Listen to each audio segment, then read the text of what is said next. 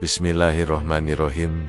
Assalamualaikum warahmatullahi wabarakatuh. Dalam kesunyian hati, ketika dunia perlahan mereda, manusia sering bertanya, siapakah aku dan untuk apa aku diciptakan? Pertanyaan sederhana, tetapi jawabannya bisa membuka pintu langit. Para sufi selalu memulai perjalanan spiritual dengan satu kalimat yang begitu terkenal. Man arafa nafsahu faqad arafa robbahu. Barang siapa mengenal dirinya, maka ia akan mengenal Tuhannya.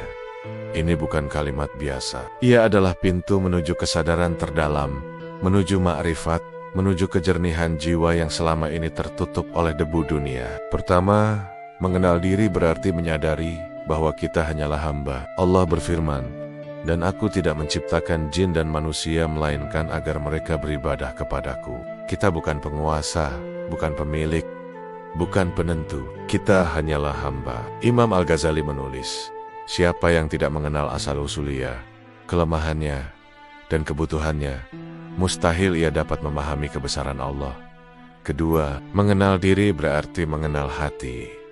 Rasulullah bersabda bahwa di dalam tubuh ada segumpal daging. Jika ia baik, baiklah seluruh tubuh. Itulah hati. Para sufi mengatakan, hati adalah cermin. Ketika cermin itu bersih, ia akan memantulkan cahaya Allah. Syekh Ibnu Athaillah Al-Iskandari menulis, akar segala ma'rifat adalah kejernihan hati. Hati yang keruh tidak akan mampu menangkap cahaya. Ketiga, mengenal diri adalah memahami bahwa ada musuh yang tinggal bersama kita, hawa nafsu. Allah berfirman, sesungguhnya nafsu itu selalu menyuruh kepada kejahatan. Imam Al-Ghazali berkata, musuh paling berbahaya bukanlah iblis, tetapi hawa nafsu yang berada di dalam dirimu. Itulah sebabnya para sufi memulai perjalanan spiritual dengan mujahadah, perjuangan melawan diri. Karena ketika seseorang mampu menundukkan nafsunya, maka Allah akan menundukkan dunia untuknya. Semakin dalam kita mengenal betapa lemah dan rapuhnya diri kita, semakin kita menyadari keagungan Allah.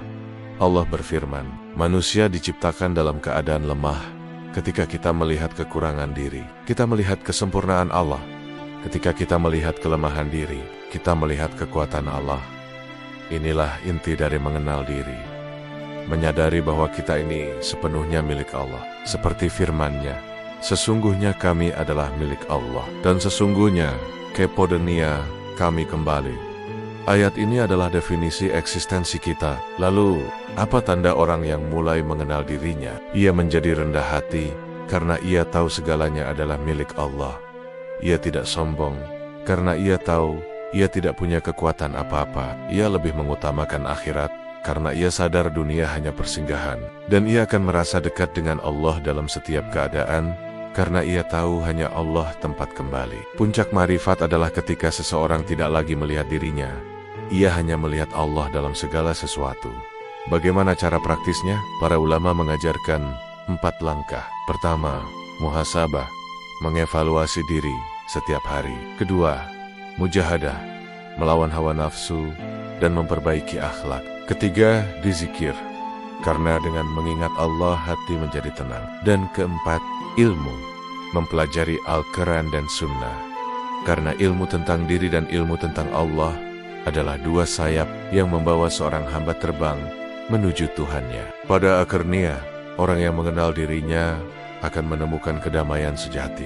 Ia tidak panik saat kehilangan, tidak sombong saat mendapat, dan tidak gelisah ketika diuji. Ia tenang, karena ia tahu segalanya datang dari Allah dan akan kembali kepada Allah. Wahai jiwa yang sedang mendengar, saat engkau mencari cahaya, jangan hanya mencari di langit yang jauh. Carilah di dalam dirimu, di dalam getaran hatimu. Karena diri adalah cermin, dan melalui cermin itulah engkau akan melihat Tuhanmu. Yang jauh bukanlah Allah, tetapi hati yang belum mengenal siapa dirinya. Maka mulailah perjalanan pulang kepada kesadaran, pulang kepada kehambaan, pulang kepada cinta yang tak pernah meninggalkanmu. Semoga kita termasuk hamba yang mengenal diri, hingga akhirnya mengenal Allah dengan sebenar-benar pengenalan.